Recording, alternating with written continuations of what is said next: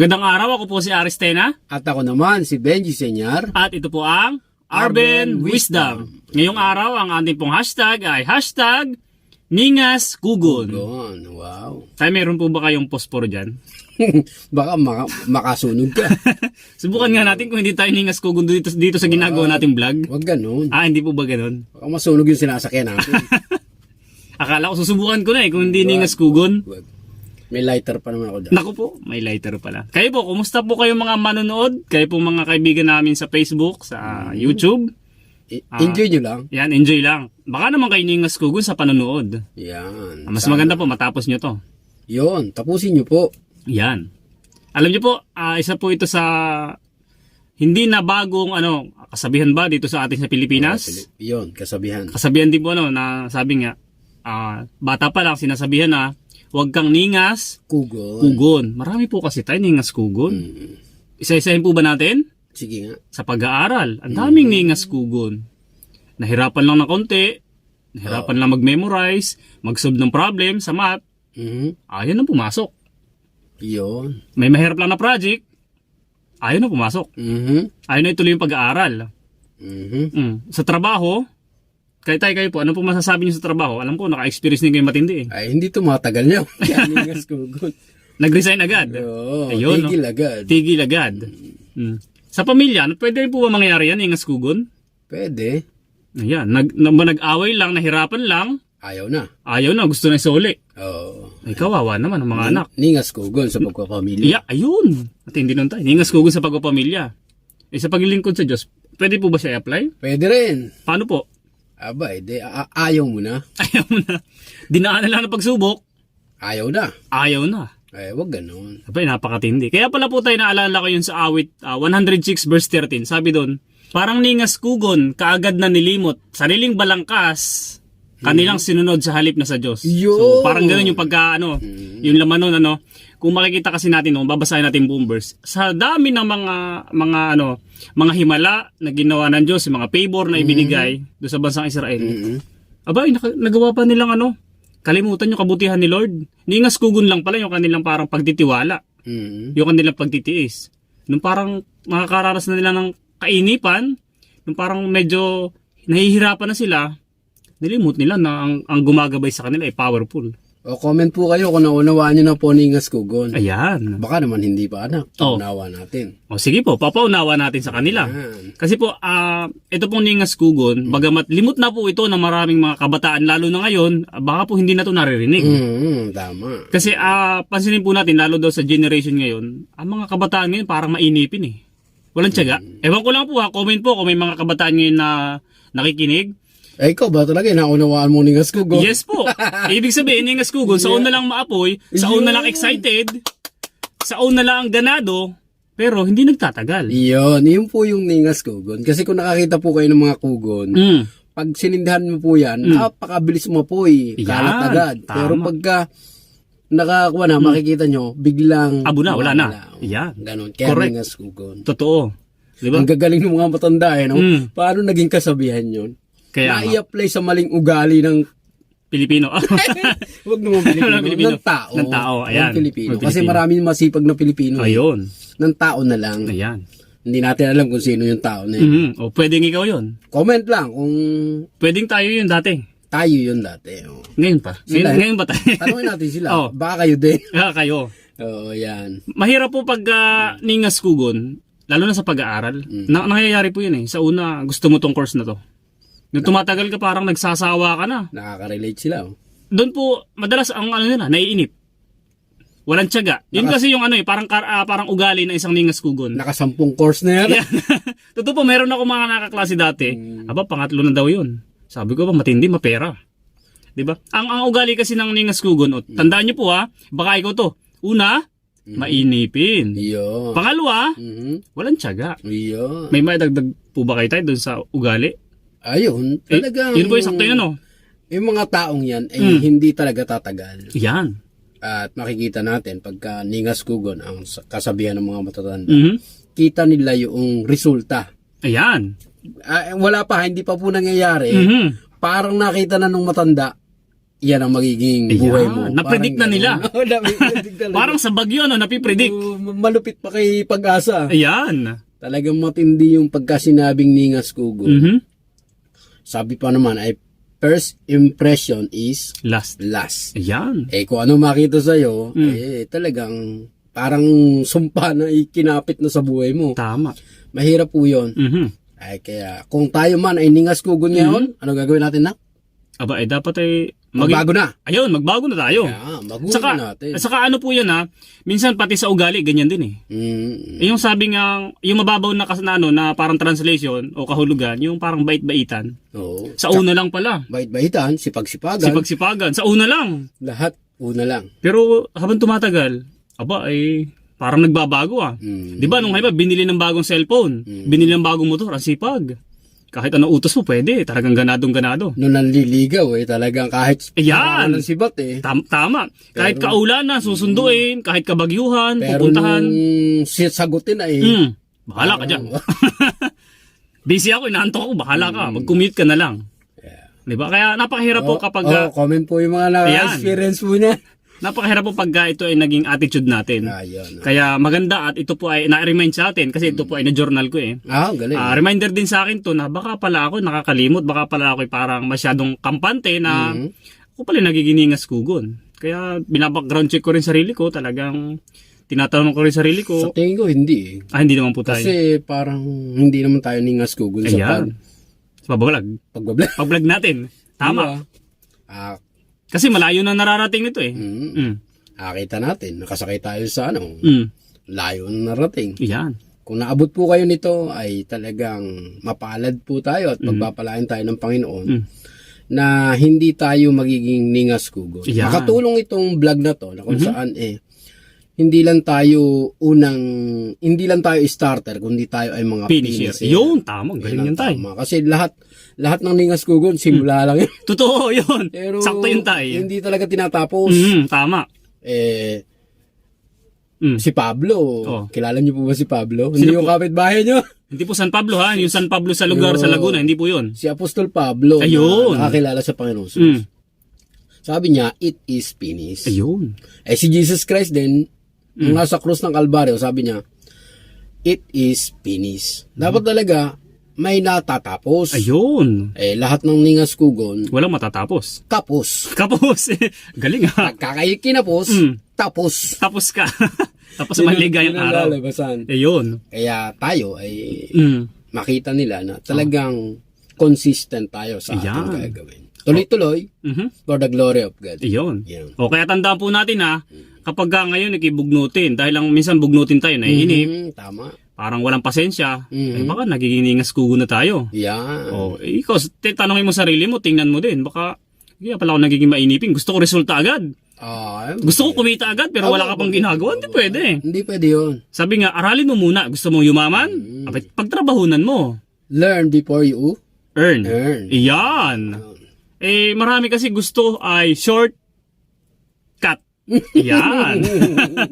Ako po yan. Yan ang mga ugali ng may mga instant. Instant, yan. Noodles lang may instant. Huwag pong gano'n. Sa internet. Instant coffee. Yan, instant. Mahirap po yan. Sa una lang masaya yan. Pero pag andun ka na, makikita mo, hindi pala. Yan. Saka hindi yan tumatagal. Yun. Yung mga gusto nating minadali yung result, hindi yan tumatagal. Walang foundation yan. At sabi nga, pag hindi pinaghirapan kasi, madaling mawala. Hindi natin panghihinayaan pati.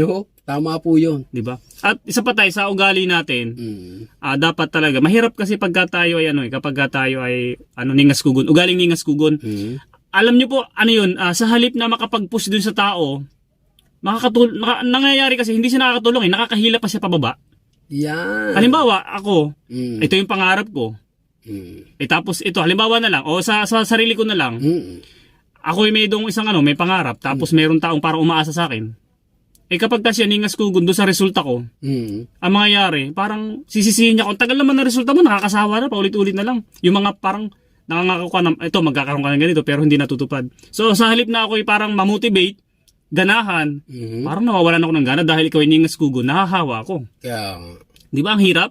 Kaya sa may mga asawa dyan, wag niyo namang pukpukin yung asawa niyo na resulta. Pera. Nakaka-relate yung nanonood. Ayan, nakaka-relate. Kasi isa po yan sa ano, minsan, sabi nga, nahirapan ka lang. Sabi nga dun sa ano, ng pag kinakasal, sa hirap at ginhawa, dapat magsasama.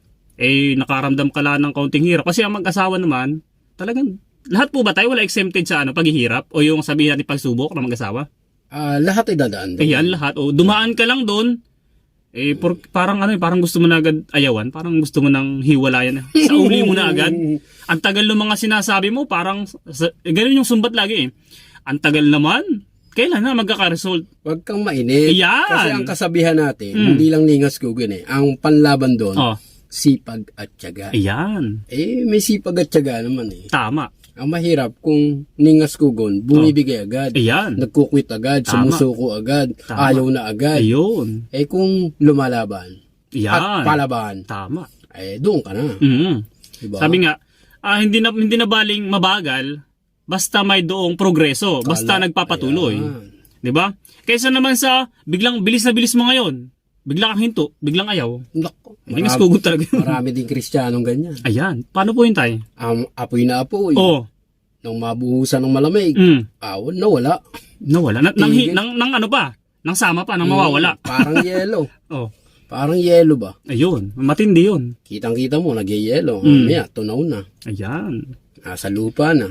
Kaya isa to sa dapat nating putulin na, stop na natin tong ganitong pag-uugali ng tao. Yung pagiging ningas kugon. Yeah. Sa lahat ng bagay po ha, kung ikaw, ang pangarap mo halimbawa, mag-imis ang pulis. Dapat huwag kang ningas kugon na parang nakita mo lang na, may doon nakita akong binabalitaan ako, nahirapang mag-push up, nabilad sa arawan, Ayaw na. nabugbog, ayaw na. Hindi ganun. Hindi ganun. Sa pag-aaral, ganun din. Nakita mo lang na parang halos yung nagkakang iiyak na, makakuha lang ng 75 na grades. Ayaw mo na. Sana po ay naintindihan niyo po yung Yan. binabahagi ni Ana Paris. Na talagang huwag kumapit sa ating balat yung Yan. pagiging ningas kugon. Kasi nga po, negative impact po sa ating pagkatao. Marami tayong kakilala o baka kami dumaan din po sa ganun. Wala po talagang mararating. Ayun, totoo. Wala pong patutunguhan. Ang lahat po ng nagkaresulta ay talagang yung may sipag at tiyaga. Yan, Yan tama. po yun. Sabi nga ni anak, hindi baling mabagal, basta mabilis. Ay! Basta mabilis. Slow is fast. Yan. Yan. Ganon. Oh. At least may mabagal. Kesa naman sa wala. Ibig sabihin po kasi noon, yun, slowly but surely. Yun. Ganon, Kasi every step, talagang pinagbubuti, pinag-aayos. Yan. Kaya kayo po, kapag kayo ay may kasamang ningas kugon, mainipin, walang pasensya, naku, delikado ka, pwede ka mahawa. Kung ano yan. Makaka-impluensya yan. Medyo parang isang karamdaman din yung kasing ningas kugon. Ayun. At talagang hindi gusto ng mga masisipag po yan. Ayan, tama. Mga may tiyaga at talagang gustong may marating at maabot sa buhay. Pero pagka sinabing ningas kugon talaga, ang resulta po dyan talaga negative. Ayan. Kaya tayo ay maging ningas apoy talaga. Ayun, ningas apoy. Saka, isa pa tayo, ito tayo napansin ko dyan. Ang mga taong ningas kugon, doon nakapokus sa dulo, doon sa resulta agad. Hindi sila willing na gawin yung mga paghihirap, yung hard work, hindi nila willing gawin. Halimbawa, tayong dalawa, may doon tayong sabihin nating business. Sabay tayo, pareho tayo ng business. Nagsabay tayo, nagtutulungan tayo. Pero halimbawa, ako, ningas kugon, ikaw, masipag talaga, matyaga. Parang, ayaw kong gawin yung tamang paraan, yung tamang proseso. Parang gusto ko shortcut, andun agad sa dulo, gusto ko makuha agad yung reward. Yun. Pero pag sinabing, ginawa mo na ba itong mga tamang paraan? Yung tamang way. Hindi ko magawa kasi nga nahihirapan ako. Kaya sila, hindi makatagal. Kaya, pansin ko po dati, hindi ko naman sa pinagayabang pero kapag kasi talaga ningas kugunta, walang mano, kasi katulad sa pagbablog, ang dami pong nag-quit sa vlogging. Kasi hindi po talaga ganun kadali. Ako, nagsimula ako 2017, ang dami ko nakasabay, mga maiinit pa sa akin, talagang kumbaga, excited sila, talagang nag-aapoy. At sabi ko, okay lang, maunahan yung okay lang, mabagal. Kahit mabagal ako, ganito yung mga movement ko sa, yung progress sa vlog, okay lang. Pero sabi ko, kung kailang parang ang dami na nilang nagiging resulta, parang unti-unti na silang umangat, nagle-level up, saka naman bigla silang mga nawala. Sayang. Sabi ko, kaya pala totoo na slowly but surely dapat. Dahan-dahan ka lang, pero sigurado mo makakarating ka sa dulo. Kasi naman nagmadali ka, hindi ka naman tumagal. Kaya ako anak, ang isang ugali ko talaga. Pag ako may inumpisahan, Yun. Dapat, tinatapos ko. yan, linyahan din yan tayo nung isa nating sikat na talagang sabi nga The King. Kaya, Sinimulan ko, ano ba sabi ni The King? Sinimulan ko, tatapusin ko. sinimulan mo, Sinimulan mo, tapusin mo. tatapusin ko. Ay, paghihiganti naman yun. Paghihiganti mo pelikula ni PG. Nakarelate kayo doon, okay. ha? Siguro na, panood niyo po yun. No? Yan. Basta ang pinakamahalaga po sa dulo, sa pinakamahalaga sa lahat, yung dulo talaga. Yung katapusan. Ano yung magiging ending? Yun. Yan. Katulad din sa paglilingkod natin sa Panginoon, tayo ba ay willing na abutin yung pinaka-ending? Yun. Yung ganda Or yun, hindi? no? Ganda yun. Or hindi, di ba? Katulad din po. Sige, patuloy. Sige. Kasi part by part ng ating buhay, hindi lahat smooth. Yan. At episode by episode, sabi nga, hindi lahat ay pangit. Yan. Merong maganda. Mhm. Kung dumating yung pangit sa part ng buhay mo, tapos Yan. tumigil ka doon sa ginagawa mong maganda, at alam mo may patutunguhan sa dulo, Yan. hindi mo narating yung pinaka-ending Mhm. o pinaka-finish line Mhm. ng iyong ginagawa, talagang sayang. Sayang. Kasi ang resulta lang naman, kaya hindi mo na ginawa, tinamad ka, Yan. Nainip ka. diba? Nainip ka, Nabagot ka. nabagot ka, naasar ka, nainis ka, Yan. Lahat na. lahat na. Lahat ng negatibo. Yan. O yan. Yun na ang nangyari. Oo. Yun ang naging paraan para ikaw ay bumigay. Ayan. Ang Kaya, problema tayo, ayun, yung ginagawa mo, yung hinintuan mo, tinuloy ng iba, sila yung nagkamit tuloy ng reward. Yun ang Masakit. nakanganga ka na lang, nakatingin ka na lang. Sabi-sabing, sayang. Dapat Yan. pala, tinuloy ko, dapat pala, ginawa ko, tama pala yun. Dapat ako yun Ayan. Kaya lang nasa kanila na Ayan. sayang. Kaya tayo, para hindi tayo maging ningas kugon, wag muna nating tingnan agad yung pinaka magiging resulta. Yung pinaka, wag natin munang tingnan agad reward. Doon muna tayo sa sa proseso. Sabi nga, dapat tingnan muna natin yung mga pagdadaanan natin, gaano ba ito kahirap para matansya natin, makita natin ano yung mga dapat natin gawin para malampasan. Pag doon ka kaagad kasi nakatingin, sabi nga, pera agad, dapat, mahirap yun. Matuto ka muna bago ka kumita. 'Di ba? Parang sa pagtatrabaho yan o sa pagbi-business, alamin mo muna paano i-operate yung business. Paano siya gawin. Kasi pagka nakita mo dapat pera agad, hindi matatagal ang business mo. Ang kaligayahan kasi anak na isang tao, kapag hindi ningas gugon, Oh. merong natatapos, Yan. may nararating, Mm. may achievement at talagang may katunayan Mm. na siya ay may nagawa sa buhay. Ayun. Kasi yung iba, pagka yung iba ay ningas gugon, Mhm. pag tinanong, Mm. may trabaho ka ba? Oh. Meron. Mm. Nung tanongin ulit nung bukas, may trabaho ka ba? Wala. Wala. Dahil nag-resign na pala. Nahirapan. Nahirapan. Nakadinig lang ng salita na hindi gusto. Ayaw na. Ayaw na. Naku, mahirap yun. Estudyante din na nabuli lang. Pagalitan ng teacher. Napagalitan ng teacher. Ayaw na rin Ayaw na pumasok. pumasok. Pagka ganun po tayo, mahihirapan po talaga ang ating Yan. buhay. Sabi nga doon sa kwento tayo, bago natin tapusin, sabi doon sa kwento, dapat piliin natin si Pagong, wag si Kuneho. Galing nun ha. Mabagal pero talagang hanggang finish lang yung kanyang goal. Yo. Si Kuneho nagmamadali, nalibang, tinamad, naboring. Alam ko doon sa kwento, natulog yata siya eh. Yung kwento ng pambatang grade 1 ako, parang yung nabasa ko. May kasamang yabang kasi naman si Yan. Kuneho. Kaya tayo, huwag patulog-tulog. Sabi Talagang niya, ang bilis tuloy-tuloy. niya. Kumpara kay Pagong. Ayan, isa pa yun. Bukod sa mainipin, may palang may kayabangan din. Okay. Si Pagong, hindi niya alam, matalino. Ayan. Lahat ng matyaga at gusto magkaroon ng nilaga, Oh, talagang hindi ningas gugon. ayan. Huwag nating bibitawan. Huwag Yun. nating bibitawan. So, paano po? Ay paalam na tayo sa kanila. Sa Ayun. tingin ko, talagang solved na sila. At sasabihin nila, hindi na ako magiging ningas, Kugon. O, magiging LPG na sila. Tuloy-tuloy. Wow! Kahit hanginin, Isang pihit lang. sampit na kahit hanginin, Ay, matatag ang matatag ang apoy. Kulay blue, malakas. Bye-bye! Huwag mo na ilo ha. Ayan. Sige na.